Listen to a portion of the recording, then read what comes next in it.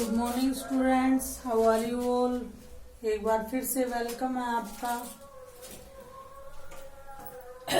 Voice की class में। जैसा कि आप सबको पता, हम पिछले कई दिनों से वॉइस की क्लासेस कर रहे हैं। प्रेजेंट और पास्ट टेंस में हमने अच्छी तरह सीख लिया है कि कैसे वॉइस जो फॉर्मेशन है वो होती है। तो हमने कल शुरू किया था फ्यूचर इंडेफिनिट टेंस। आज हम करेंगे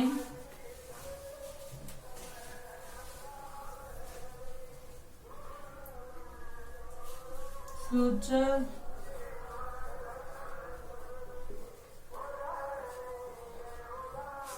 कंटिन्यूअस टेंस। लेकिन टेंस करने से पहले हमें ये देखना होगा कि क्या इस टेंस में हम पैसिव वॉइस है वो बना सकते हैं। तो आप सबको ध्यान होगा, जब फर्स्ट डे मैंने चार्ट बनवाया था तो प्रेजेंट और पास्ट में एक एक टेंस और फ्यूचर में मैंने कहा था 2 टाइप्स ऑफ टेंस में वॉइस नहीं बनता है। जी हाँ, तो आपने सही सुना और समझा। फ्यूचर कंटिन्यूअस टेंस में भी no passive voice, passive voice नहीं बनता है। अब passive voice future continuous tense में नहीं बनता है। इसके बाद हम बात करेंगे नंबर 3,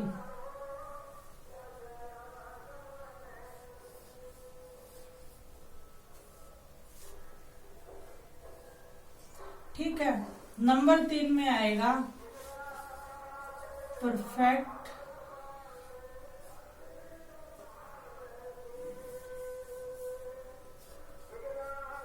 फ्यूचर परफेक्ट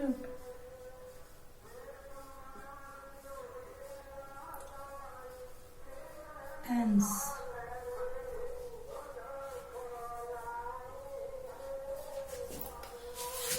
तो फ्यूचर टेंस में केवल 2 ही टेंसेस के पैसिव वॉइस बनते हैं। कौन कौन से? फ्यूचर टेंस के और फ्यूचर इंडेफिनिट टेंस के। Future continuous tense, future perfect continuous tense के पैसिव वॉइस नहीं बनते हैं। तो आप देखिए कि फ्यूचर परफेक्ट टेंस, तो सबसे पहले तो हम इसका स्ट्रक्चर देखेंगे कि इसका स्ट्रक्चर हमें क्या कहता है एक्टिव वॉइस में, यानी टेंस के अकॉर्डिंग हमारे सामने फ्यूचर परफेक्ट टेंस का स्ट्रक्चर क्या रहेगा।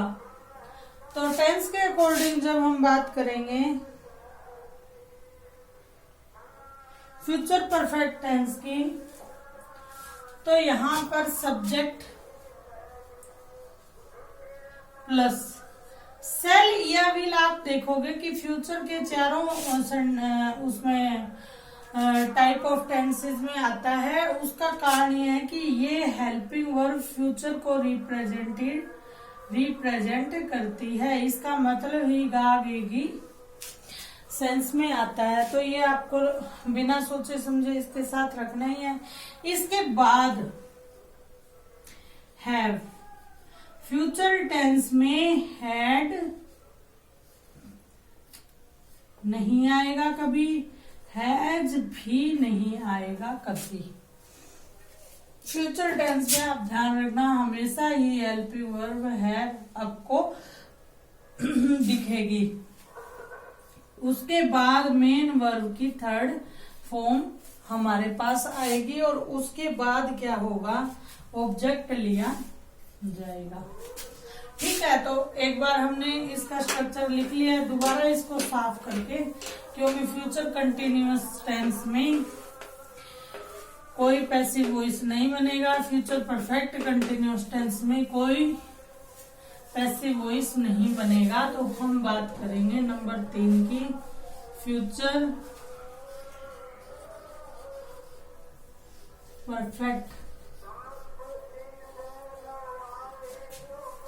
टेंस की।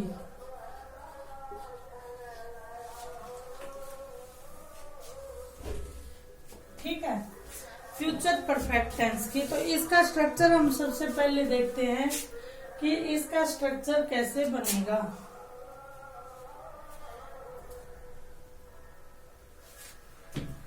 थोड़ी देर पहले हमने रिवाइज किया है। इसका जो स्ट्रक्चर है वो subject plus shell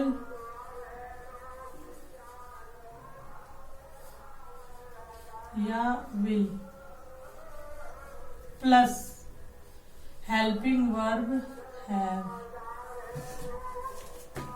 plus verb की कौन सी फॉर्म, थर्ड फॉर्म। इसको हम दो तरीके से लिख सकते हैं, और प्लस ऑब्जेक्ट यदि है तो। ऑब्जेक्ट होना वैसे कंपलसरी नहीं होता, यदि ऑब्जेक्ट की अवेलेबिलिटी है तो हम ऑब्जेक्ट लगाएंगे, वरना हम ऑब्जेक्ट नहीं लगाएंगे। तो अब हम वाक्य देखते हैं इसका, कोई वाक्य लेकर देखते हैं कि कैसे इसका वाक्य बनेगा। तो जैसे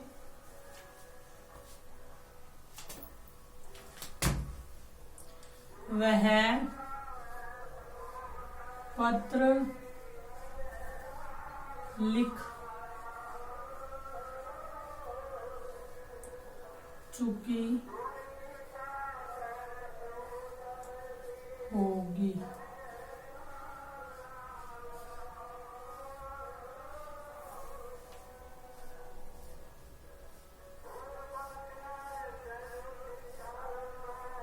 ठीक है।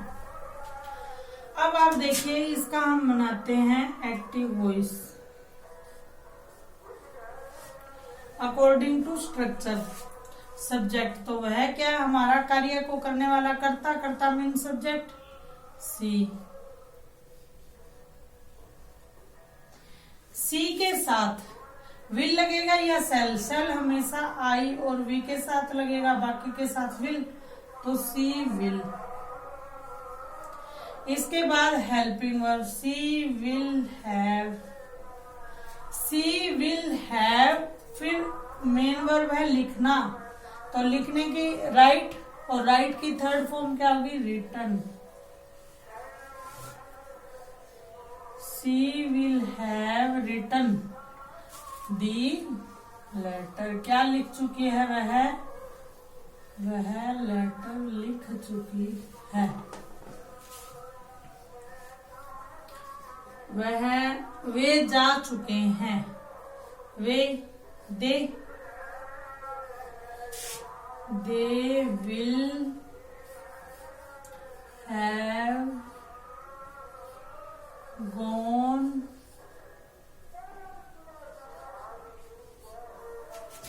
At home.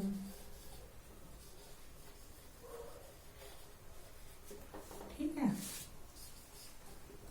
वे खाना खा चुके होंगे, वे जा चुके होंगे, वे खाना खा चुके होंगे। वे हम खाना खा चुके होंगे, तो वी shall have eaten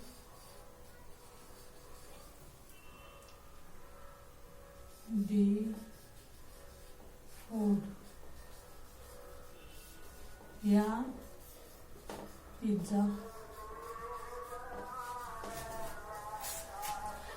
है ना। तो मुझे लग रहा है एक्टिव वॉइस को आप अच्छी तरह समझ रहे होंगे कि एक्टिव वॉइस का जो स्ट्रक्चर है वो सब्जेक्ट सेल या विल, सेल आई और वी के साथ लगेगा, विल अदर जितने भी प्रोनाउन होंगे उनके साथ लगेगा, प्लस हैव आपको पता ही है, हैव, हैड, टू हैव की फॉर्म्स जो हमने की थी उसमें हैज, हैड और हैव।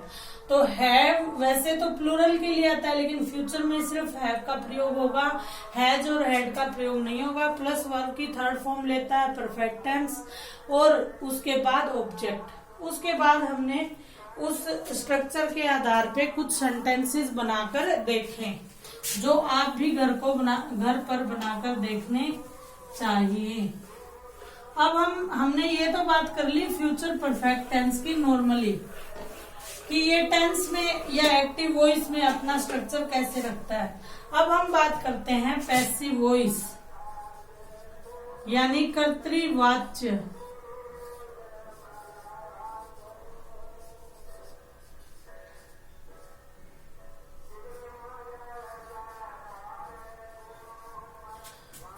वाच्य या पैसिव वॉइस हमारा कैसे बनेगा, तो उसके लिए हम पहले देखते हैं हमारा स्ट्रक्चर।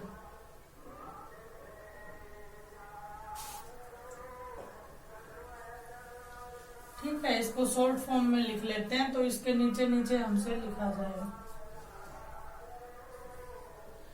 पैसिव वॉइस, ये है एक्टिव वॉइस। ठीक है, पैसिव वॉइस में सबसे पहले हमें यहाँ पे क्या लाना है, ऑब्जेक्ट, जो हमारा नया सब्जेक्ट बन जाता है, ऑब्जेक्ट प्लस फिर सेम हमें क्या लगाना होगा, helping verbs of future tense according to subject, plus helping verb have, और प्लस क्या हो जाएगा, बी की हेल्पिंग वर्ब लग जाएगी बीइंग, बी की थर्ड फॉर्म, और प्लस मेन वर्ब की थर्ड फॉर्म, और प्लस क्या हो जाएगा, subject.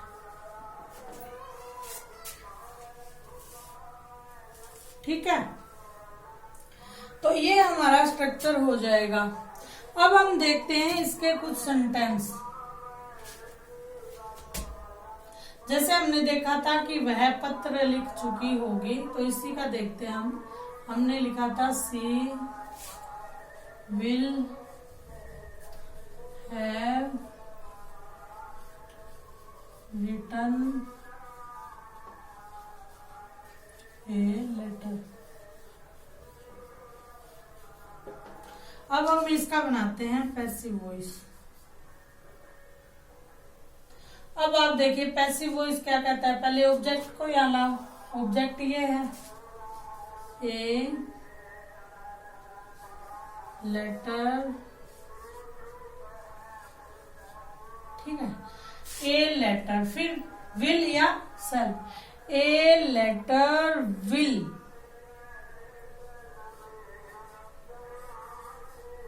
Have written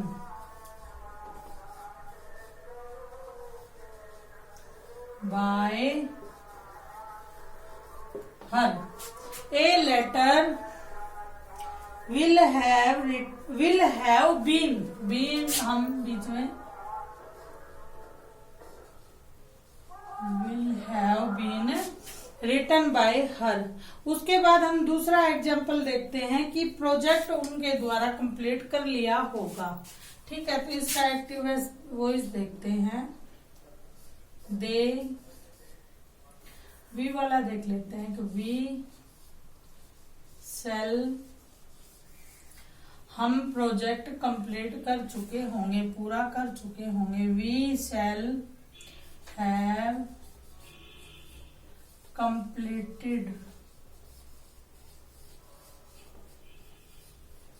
the project. ठीक है जी, अब ये क्या है, पैसिव वॉइस। ठीक है, अब ये ऑब्जेक्ट यहां पे हमें लाना है, दी प्रोजेक्ट, दी प्रोजेक्ट। अब यहां पे आप ये बताइए कि सेल आएगा या विल आएगा, क्योंकि यहाँ हमने एक्टिव वॉइस में सेल लगाया अकॉर्डिंग टू सब्जेक्ट है, लेकिन यहाँ पे अकॉर्डिंग टू सब्जेक्ट सेल नहीं आएगा, ये एक वचन की बात हो रही है। यहाँ पे विल आएगा, क्योंकि अब हमारा नया सब्जेक्ट दिस प्रोजेक्ट बन चुका है। The project will have been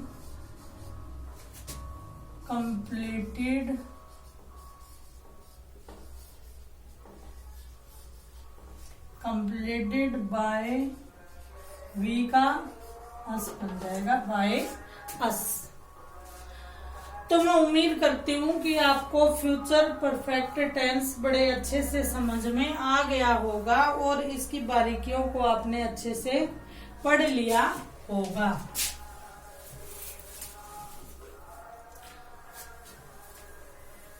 दोनों का स्ट्रक्चर एक बार और मैं दोनों का स्ट्रक्चर और एक बार हम लिख लेते हैं ढंग से।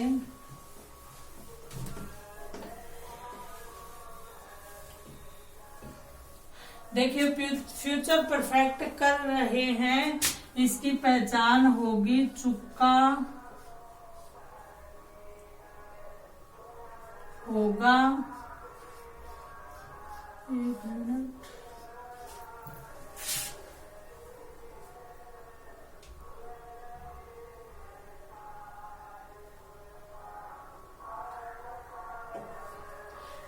चुका होगा, चुके, चुकी होगी,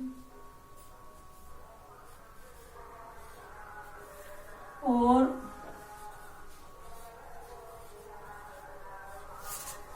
चुके होंगे। ठीक है, कार्य की पूर्णता दिखाई दे रही है और फ्यूचर की बात हो रही है, होगा, होगी, होंगे। ठीक है, अब देखिए इसका स्ट्रक्चर क्या बनता है। सब्जेक्ट, ध्यान से समझिए, सब्जेक्ट प्लस फ्यूचर रिप्रेजेंट करने वाली हेल्पिंग वर्ब, क्या, सेल। सेल लगेगी आई और वी के साथ, विल।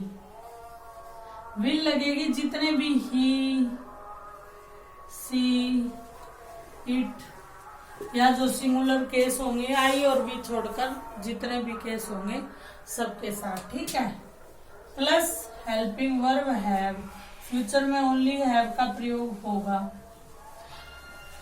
प्लस वर्ब की थर्ड फॉर्म और प्लस ऑब्जेक्ट। ये तो हमारा हो गया एक्टिव वॉइस का सेंटेंस। अब इसी को यदि हमने पैसिव वॉइस में चेंज करना है, सिंपल सी बात है, सबसे पहले तो आप ऑब्जेक्ट को आगे लाइए, ऑब्जेक्ट आपका नया सब्जेक्ट हो जाएगा। उसके बाद सेम हेल्पिंग वर्ब रहेंगी, सेल या विल प्लस हैव। अब इसमें आप एक चीज नोट करना, एक्टिव वॉइस में ना कुछ भी कम नहीं होगा। एक्टिव से जब हम पैसिव वॉइस बनाएंगे तो उसमें क्या होगा, बी की फॉर्म को ऐड किया जाएगा और उसके अलावा ज्यादा चेंज नहीं होंगे। आप इसको ऐसे भी याद रख सकते हैं, हैव के साथ बी की थर्ड फॉर्म लगेगी, बीन, प्लस वर्ब की third form plus by agent and then our new object या फिर हमारा पुराने वाला सब्जेक्ट। इसको मैंने चेंज नहीं किया ताकि आप कंफ्यूज न हो। तो मैं उम्मीद करती हूँ कि वॉइस आपने बड़े अच्छे से समझ लिए होंगे। इसी के साथ हमारी वॉइस की क्लास आज पूरी होती है, क्योंकि आगे भी आपको पता है perfect continuous tense, future perfect continuous tense में वॉइस नहीं बनता। तो मिलते हैं नेक्स्ट क्लास में नए टॉपिक के साथ, तब तक के लिए ओके बाय, टेक केयर।